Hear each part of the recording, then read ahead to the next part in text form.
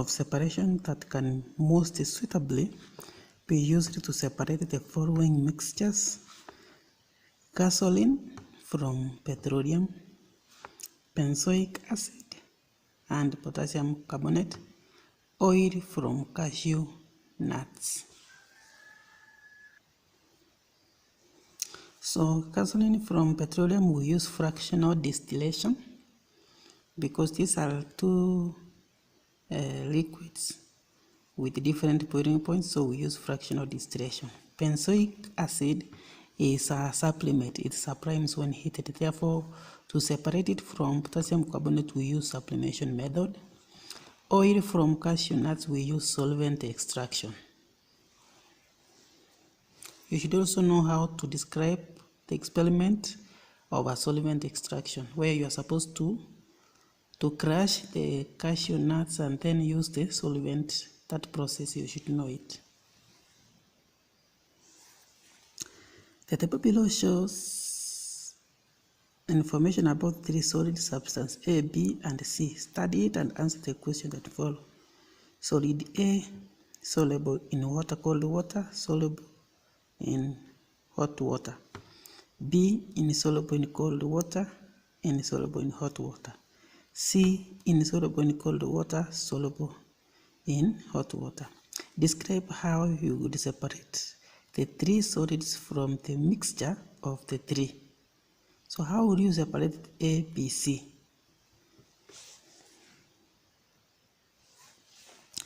Place the mixture in a beaker with hot water and stir. Filter the mixture while hot to obtain B as a residue. Let the mixture containing A and C now cool. Solid C will be deposited because it is insoluble in cold water. Filter again to obtain C as a residue. Yes. Evaporate the filtrate to dryness to obtain solid A. Study the diagram below shows a setup that can be used to prepare and collect oxygen gas. Study it and answer the question that follow. The question is, identify two mistakes from the diagram which must be corrected for one to collect dry oxygen gas. So what are the mistakes in this experiment? This one is okay, hydrogen peroxide is okay. Now we have this one is supposed to be a conical flask, is okay. Now one mistake that is here is this delivery tube, this one should not be inside this concentrated solution. Hii tube lazima ifike hapa, inafaa kufika hapa. Hii haifai kuwa hapa ndani, inafaa ifike hapa. Ndio hii gas ikifika hapa ndani, ikitoka hapa itoke ikiwa dry, ndio ingia hapa. Another mistake yenye imefanyika, amedry the oxygen gas tena anaipitisha ndani ya maji, so it was useless drying it. So the method of gas collection should not be this over water, yet you want it dry. So now you can either use a syringe or use another way.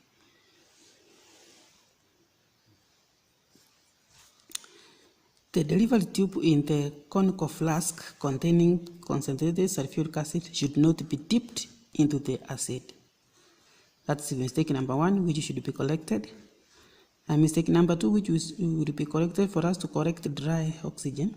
For dry oxygen to be corrected, it should not be collected by overwater method. So we should collect the method of collecting the gas so that we can collect it dry. The table below shows reactions of metal A, B, C, D and their reactants. Metal A, B, C, D, reaction with acid, reaction with water, action on heat. So this A reacts with acid to produce hydrogen, no reaction with water, oxide formed.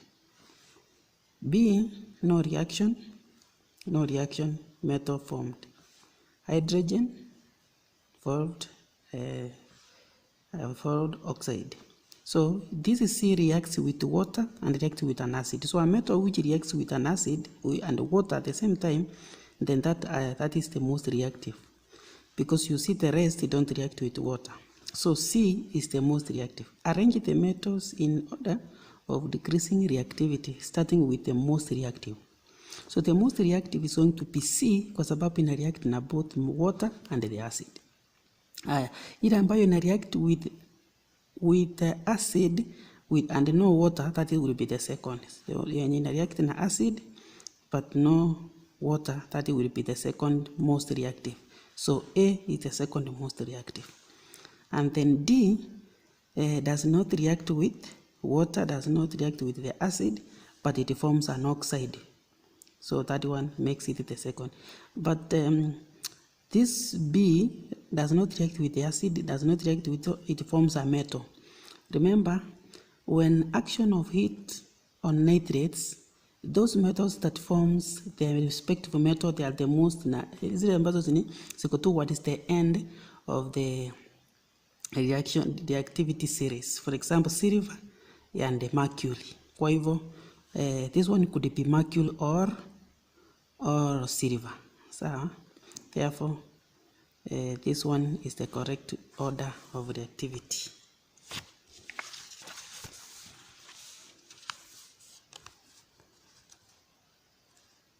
The table below gives information of 4 elements by letter K, L, M, and N. Study and answer the question that for the letters do not represent the actual symbol of element. These are the element, the electron configuration, atomic radius, ionic radius.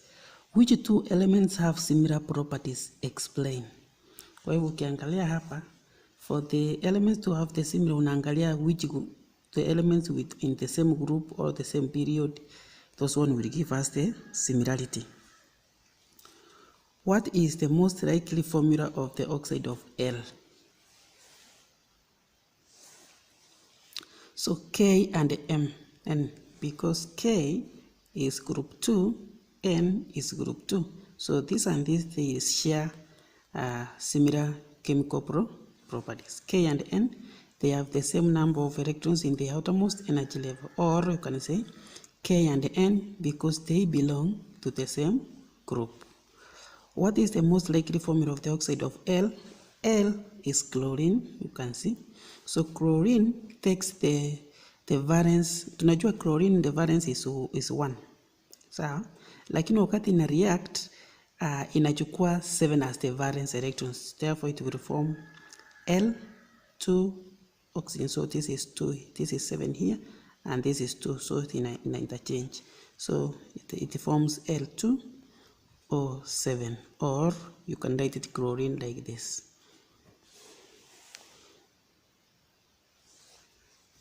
Which element is an nonmetal? Explain. So, how do you know that the element is an nonmetal? An element which gains electrons to be stable, that one is an nonmetal. Kwa hivyo L ndio ina react by gaining 1 electron to be stable. Therefore, L is the nonmetal. Any element which react by losing electrons like this, and this, they are metals. Ile ambayo ina react kwa cruise metals ndio ikuwe stable, kwa cruise electrons ndio ikuwe stable, is a metal. Ile ambayo ina react by gaining electrons ndio ikuwe stable, is a non-metal. L, because it has 7 electrons in the outermost energy level, hence react by gaining electrons. A student set up an experiment below to collect gas K. The glass wool was heated before heating the zinc. The glass wool was heated before heating the zinc powder. Why was it necessary to heat the moist glass wool before heating the zinc powder? Why was it necessary? The reason is to enable the air that was inside here to escape. So to expel all of the air present in the boiling tube. It will make this air which was inside here to escape. So it is to expel. What observations were made in the test tube? So remember, zinc powder is gray. When it is going to react with the steam now, it will form zinc oxide. So zinc powder changes from yellow, changes to a yellow solid when hot and white on cooling. Remember, zinc oxide is white when cold and it is yellow when hot. Ukichoma zinc oxide inakuanga white. Sawa? Kwa hivyo sasa zinc yenyewe ina react na steam. So if you are asked to write the equation should be zinc plus steam. Steam is water in gaseous form. So it reacts to form zinc oxide plus hydrogen. So gas K is hydrogen. So this one when hot, zinc oxide when hot is yellow. Hot. When cold is white. So the powder changes to yellow solid when hot and white on cooling. Using dot and a cross represent most electrons, draw the structure to show the bonding of carbon 4. So kwanza unajua carbon 4 oxide ina undergo dative or covalent, ina undergo covalent bonding because it is a bond between an metal and an nonmetal. So kwanza unafaa ujua carbon iko na valence ya iko na ni 2 to 4. Oxygen ni the electron configuration is 2 to 6. So the outermost energy level ndio was na bond. Now hii iko na 4, hii iko na 2. So they will bond like this. Oxygen, so carbon is going to be at the center. Ile ambayo iko moja inakuwa at the center na itazungukwa na oxygen mbili. So oxygen. Hii oxygen iko na 1, 2, 3, 4, 5, 6 electrons. Carbon iko na 1, 2, 3, 4. This another oxygen has 1, 2, 3, 4, 5, 6 electrons. So carbon. So what will happen is that hii oxygen inatoa yake, hii inatoa yake. Hii inatoa yake mpaka finally iko stable. The same thing. So oxygen itatoa 1 electron, you cancel it out. Itaweka hapa moja. Carbon itatoa yake moja. So you count 1, 2, 3, 4, 5, 6 and bado itakuwa stable. Kwa hivyo hii tena inaongeza yake moja, hii inaongeza yake moja. Kwa hivyo ukihesabu 1, 2, 3, 4, 5, 6, 7, 8 imekuwa stable. So hizi zimebaki hapa 1, 2, 3, 4 unaziweka hapa ndani. Sawa? Unarudi this side. Oxygen ya pande hii inatoa yake moja, carbon inatoa moja. Hii inatoa ingine, hii inatoa ingine. Hizi zimebaki 1, 2, 3, 4 unaweka hapa ndani 1, 2, 3, 4. Kwa hivyo this is the bonding. Sasa hii bonding haitaki uchafu.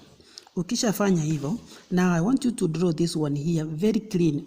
Usiweke kadoti hata hapa ndani because ukiweka kadoti inahesabiwa kuwa an electron. So now you draw it here. Very clean now. This was rough work. Like this. Oxygen, carbon, oxygen. How many electrons here? 1, 2, 1, 2. 1,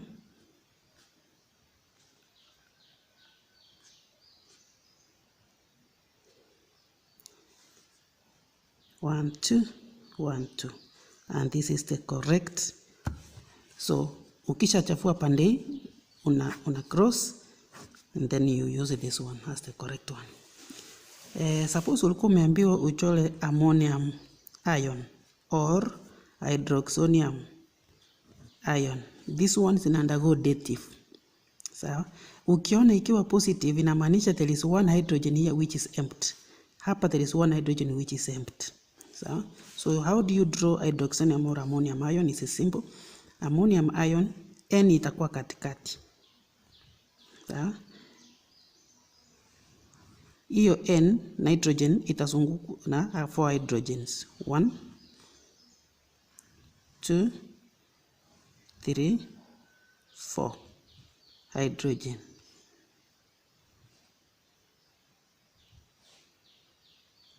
Sawa? Lakini kati ya hizi 4 hydrogen, 1 is empty. Iko empty kabisa. So ile yenye iko empty, wacha nichukue hii iko empty yeyote. Kwa hivyo ile yenye iko empty tunaiwekea positive. Inamaanisha haina chochote. Lakini hizi zingine ziko na 1 electron. So it has 1 electron. It has 1 electron. It has 1 electron. So nitrogen ni 2 to 5. So iko na 5 electrons. So itatoa yake. Si hydrogen imetoa yake. Hii pia nitrogen itatoa yake moja. Itatoa yake moja. Itatoa yake moja. Nitrogen itakuwa imebakisha ngapi? Itakuwa imebakisha hapa 2. So zile 2 ambazo zimebaki hapa itazipeana zote kwa hii hydrogen ambayo iko empty. So hiyo ndio inaitwa dative sasa, kwa sababu this nitrogen will provide the whole 2 pairs to be the pair of electron to be shared. Because it was an ion, sasa unafanya hivi. Unaweka positive. Sawa. Aya, kama ulikuwa umeambiwa uchore hydroxonium ion, you will do the same. Oxygen itakuwa the center. Imezungukwa na hydrogen 3. 1 2 3. Positive means kwamba hydrogen moja hapa iko empty. Ukiona 2 hydrogen inamaanisha 2 hydrogen are empty. So let me use this one to be empty. Nikiweka positive inamaanisha iko empty. Lakini hii nyingine hizi mbili ziko na moja, iko na 1 electron. So hii oxygen iko na 2 to 6. So oxygen iko na electron 6 outside, ndio inakuwa shared hapa. Kwa hivyo hydrogen hii itatoa yake moja. Hii itatoa yake moja. Nimetumia X for hydrogen. Hii iko haina kitu. So hii inaenda kupewa na oxygen. So this one iko moja. Now oxygen iko na 6 electrons. So itapea moja hapa, ipea moja huku. Itakuwa imebaki na 4. 4 itatoa zake mbili zote iweke hii yenye iko empty. Hiyo sasa ndio inaitwa dative. And then itabakisha hapa 2. So ukihesabu 1 2 3 4 5 6 7 8, kila moja iko stable na unaweka namna hii, unaweka positive, utakuwa umemaliza. Sulfur is extracted from underground deposit by a process in which 3 concentric pipes are sunk down into the deposit as shown below. So this is the diagram. Name the process represented above. This one is the flash process. What is passed through down pipe J? So pipe J is this one, the innermost. Ni nini inawekwa kwa innermost? Hii ni outermost. Alafu kuna hii yenye inatoa. So hapa the inner EJ, what enters here is the hot compressed air at 15 atmospheres. The process is the flash process. You should know, if this is the compressed air, the superheated water gets from this, the outermost. In superheated water ndio inaingia. Na ujue function of superheated is to melt the sulfur. So because this water is at a very high temperature. And then this inner here is the one that will bring out the molten sulfur. Name 2 allotropes of sulfur. We have rhombic, you can call it prismatic, or you can call it beta. We have another one, monoclinic, or octahedral, or alpha. You can choose any one name. Name the particles responsible for electrical conductivity in graphite. It is the dihydroxide electrons. In a solution, it is the mobile ions that are responsible. Study the diagram to answer the question that follow. This is carbon 4. This is charcoal. Gas Z. Identify gas Z. So carbon 4, when it passes through charcoal, charcoal is a reducing agent. So it will reduce carbon 4 to carbon 2. Gas Z is CO. So gas Z is carbon 2 oxide. Write the chemical equation for the reaction. It is carbon 4 plus carbon, which is a reducing agent. It reduces carbon 4 to carbon 2. State why the above experiment should be carried out in a fume chamber, because carbon 2 is very poisonous. 25 centimeters cube of 0.12 molar potassium hydroxide solution required 30 centimeters cube of solution of diabasic acid. This for complete neutralization. The acid contained 3.15 grams per 500 centimeters cube. Calculate the molarity of the acid. So the molarity of the acid. So first let us write the equation. So potassium hydroxide will react with the acid. This is like a sulfuric acid, so H2H venye tumeipewa tunaandika hivyo. So it is going to form potassium. If it was sulfate, it is going to form potassium sulfate, but the sulfate is represented by H plus water. So this K is 2, so we have to put 2 here to balance, 2 here to balance. But we know this is the volume here is 25 centimeters cube. We know the molarity is 0.12 capital M. So we can get the number of moles of the hydroxide. We know that 1,000 centimeters cube of potassium hydroxide is equal in 0.12 moles because molarity is in 1,000. What about 25 centimeters cube? Itatupea how many moles? So itakuwa ni 25 times 0.12 divided by 1,000. Itatupea 0.003 moles. Kwa hivyo moles ya potassium hydroxide ni hii. So kwa sababu the ratio is 2 to 1, now the moles of the acid is going to be half. Moles of the acid equal to 0.003 times 1 over 2, which is equal to 0.0015 moles. Yeah, kwa sababu the mole ratio is 1 to 2, moles za hii acid itakuwa half ya hizi. But tumeulizwa molarity of the acid. The volume yenye ilitumika ya hii acid nilikuwa 30. So this moles is in 30. What about 1,000? Because molarity should be in 1,000. So 30 centimeters cube ilitupea 0.0015 moles. 1,000 centimeters cube will be what? Molarity is the number of moles in a liter, 1,000. So it is 1,000 times 0.0015 divided by 30, and this one gives 0.05 capital M molarity. The next question is calculate the relative formula of the acid. The relative formula of the acid.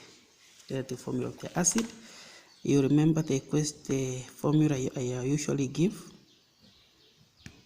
Molarity equal to mass in grams per liter over RFM. So now we want to calculate the RFM. We have the molarity of the acid, mass in grams per liter, we will have it from here because we have mass in grams in 500. So in a liter it is going to be twice this. 500 in here, what about 1,000? Itakuwa twice this.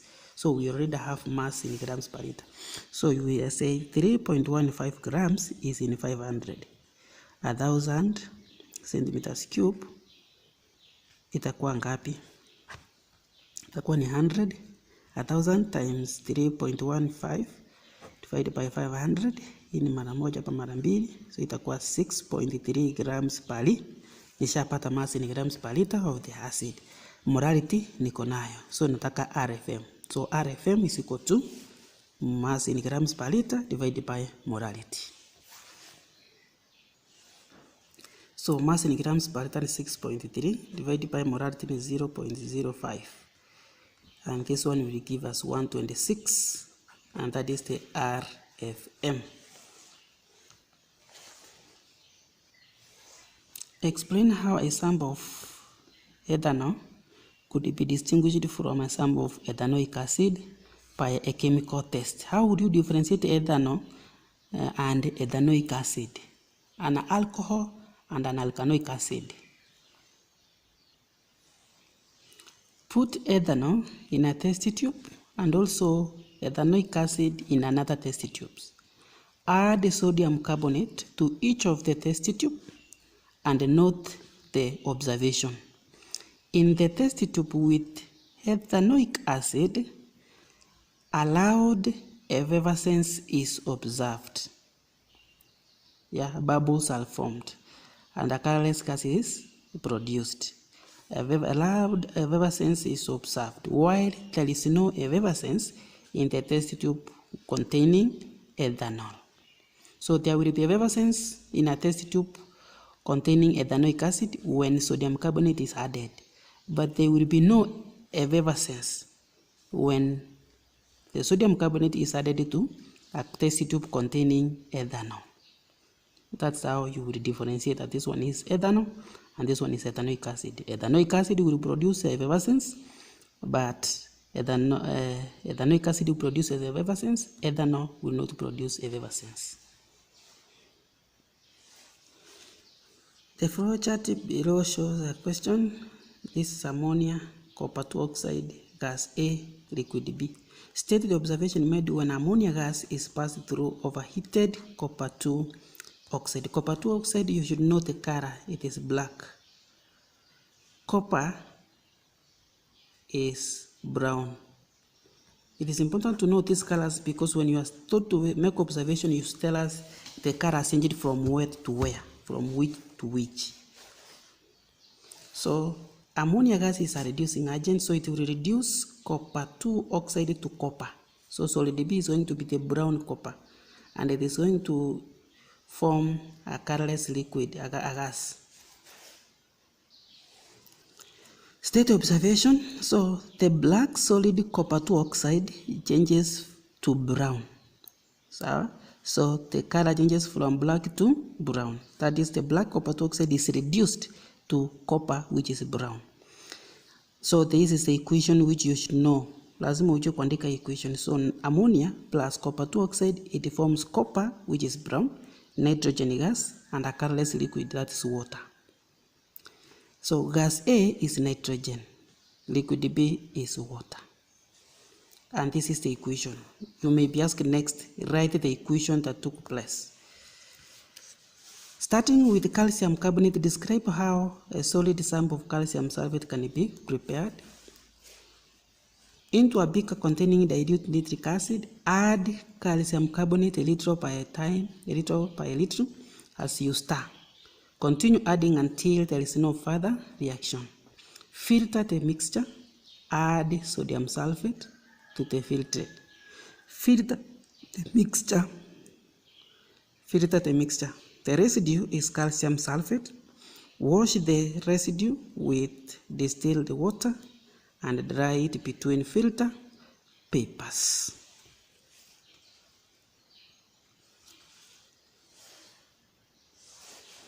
Gas G is prepared in a laboratory by adding concentrated sulfuric acid to a compound C.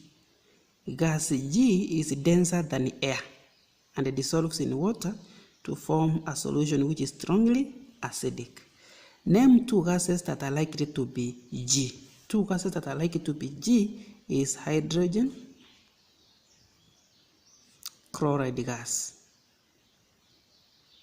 or sulfur 4 oxide gas, SO2 or HCl gas. Kwa sababu HCl inakuwa formed when conc sulfuric acid ina react na rock salt. Rock salt ni sodium chloride. So sodium chloride with conc sulfuric acid, you get hydrogen chloride. Sulfur 4 oxide is formed when conc sulfuric acid react with copper metal. It forms, so here the solid that will react, so C for this one is copper. With conc sulfuric acid you get sulfur 4 oxide. These two gases are denser than air. They are collected by which method? Downward delivery method. Draw the diagram to show how gas G is collected. It is by downward delivery because it is denser than air. Equal volumes of diabase cakes were each reacted with excess zinc carbonate powder. Then table below shows the volumes of gas produced. Gas X, gas Y. X ilitoa 20 centimeters, Y ikatoa. So it means this one is more, the acid is more reactive than this one. So acid Y is stronger than this one. Ndio maana ikatoa volume kubwa. Identify gas produced. When a carbonate reacts with an acid, it brings out, or it produces carbon 4 oxide gas. Explain the difference in the volume of the gas produced. Acid Y is stronger than acid X. It produces more hydrogen ions which react with zinc carbonate, hence producing more carbon 4 oxide.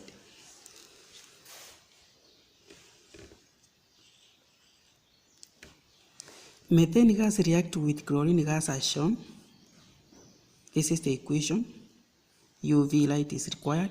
Use the bond energy in the table below to calculate the enthalpy for the above reaction. So kitu ya kwanza unafanya, open this equation like this, open this equation like this, open this one like this, and this like that. The bond for carbon hydrogen ni 413. Lakini 413 siko ngapi? 1 2 3 4. So ni 4 times 413 plus chlorine ni 346 plus 3 2 chlorine ni 242. So ukiongeza inakupea 1894. The same here. Hydrogen, carbon, there are 3 of them, 3. Chlorine, carbon, chlorine is 1. And then HCl with 431, so you add. But remember, this is called bond breaking and this is bond formation. Bond breaking is endothermic, so that's why it is a positive. Bond formation is exothermic. So if it is exothermic, then it is negative. So to calculate now the energy that was used there, the change in energy is equal to bond breaking energy plus bond formation energy. So the bond breaking is positive 1894 plus negative 2016. So negative times a positive is negative. 1894 minus 2016 gives you negative 122 kilojoules per mole. An equilibrium exists between chromate ion and dichromate ions as shown below. This and that. So this is yellow and this is orange. State and explain the observation made on adding aqueous potassium hydroxide solution to the equilibrium mixture. So if you add more potassium hydroxide, it will provide more hydroxide ions. So what will hydroxide ions do? It will react with hydrogen to form water. So more water is going to be formed, meaning the equilibrium is going to shift to the left. So more of the yellow color will be observed. The solution changes from orange to yellow. Potassium hydroxide produces hydroxide ions, which remove hydrogen ions in the form of water, making equilibrium to shift to the left. Equilibrium will shift to left. Hii inaitwa right, in left. So equilibrium will shift to the right because of that. Below is a table reduction potential. It doesn't. Select the species with the largest oxidizing power. Largest oxidizing power is the most positive. So the most unaangalia is signs. The most positive is the strongest oxidizing power. The most negative is the strongest reducing power or agent. You can call it reducing agent, and it has a more reducing power. So oxidizing power, you can take D. Ama unaweza andika equation yote. Reducing power ni A as a solid. I take it as a solid, or you can write this up to here. Calculate the electron potential, EMF of the cell constructed using a half of set AB. So we are joining A and B to form a electrochemical cell. Kwanza lazima ujue kati ya hizi mbili ni gani itaundergo reduction, ni gani itaundergo. Kwa hivyo negative 2.8, negative 1.5, this is more positive. The one that is more positive, it is the one that will give electrons and it will undergo oxidation.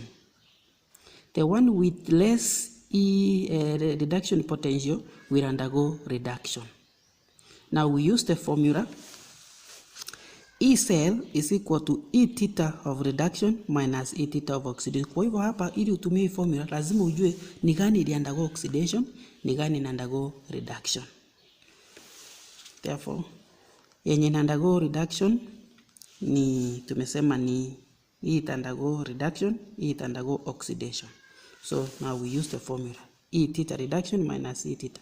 Now that is negative 1.5 minus 2.8. which is minus 1.5 plus 2.8, and the answer is positive 1.3 volts.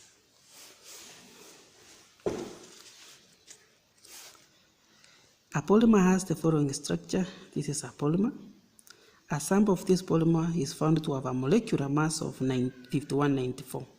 Determine the number of monomers of the polymer. For you to get the number of, first we have to get a monomer from this polymer. Ili upate monomer kwa hii polymer, unaangalia the repeating unit. Ni gani ile inajirudia rudia. Kwa hivyo CH2, CN, CH2, CN. Kwa hivyo unaona kuanzia hapa hii ndio inajirudia. Sawa? Si hii ndio hii, ndio hii. Kwa hivyo this is the monomer. Remember the monomer now is going to be written as CH2 double bond CHN. This is now the monomer. This is the repeating unit. So we have one monomer. So for us to get the number of monomers, we get the relative molecular mass of this. How do you do that? Utakuwa umepewa carbon is 12, hydrogen is 1, nitrogen is 14. So unaweka carbon hapa siku mbili. 12 times 3 iko 3, 1 2 3 3. Hydrogen is 1 2 3, 1 times 3. Nitrogen iko moja, 14. So itakupea total ya 15. So 53 times n, number of monomers that we don't know, will give us this total, which is 5194. So you divide by 50 both sides and you get 98 as the number of monomers.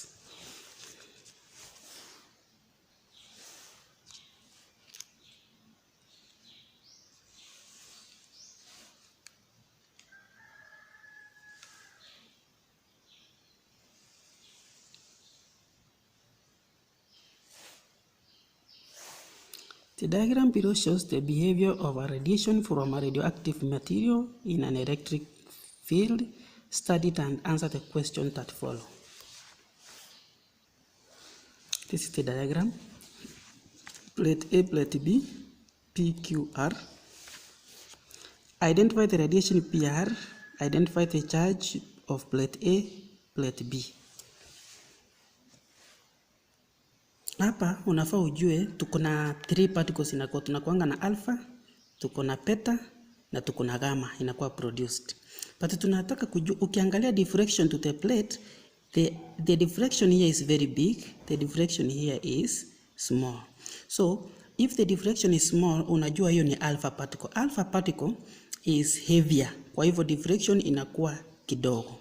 Kwa hivyo definitely unajua hii ni alpha. Alpha particle is positively charged. If it is positively charged, ina imekuwa attracted towards this plate, inamaanisha hii plate is negative. Sawa? Kwa sababu alpha is positive, itakuwa deflected towards the negative. It means now R is the beta, tumesema hii ni alpha, this one is beta, and it is negatively charged, so this one is positive. So that's how unachambua hiyo story. So ni vizuri ujue the properties and the characteristics of these particles, the alpha. Kama tunajua gamma has no charge, ndio maana inaenda straight, it doesn't have the charge. So ni vizuri kuelewa the properties, characteristics of these particles produced radioactivity topic. Alpha particle, beta particle, and the negative. So these are the characteristics of vitu nimesema. Alpha particle unafaa kujua they are heavier. Kwa hivyo during diffraction inakuwa deflected a small distance. Beta they are lighter, therefore inakuwa deflected towards along a large distance. The angle is big. And then beta they are negative. If they are negative, lazima ikuwa attracted to the positive. Describe how pure sodium chloride can be obtained from a mixture of iodine, sodium chloride, and sand. Remember, iodine is a supplement. Kitu ya kwanza unafaa kujua ni hiyo. Heat the mixture in a beaker. Iodine sublimes, leaving sand and the sodium chloride. Add water to the mixture in the beaker, stir, then filter. Evaporate the filtrate to saturation. Allow the solution to cool to form crystals of sodium chloride. And you are done. Name two cations making water hard. It is magnesium ion and the calcium ion that are responsible for that. By use of ionic equation, show the sodium carbonate, how sodium carbonate makes permanent water soft. Remember, sodium carbonate is to remove the magnesium ions. So the carbonate will react with the magnesium ion. So this is the ionic equation for removing magnesium or calcium.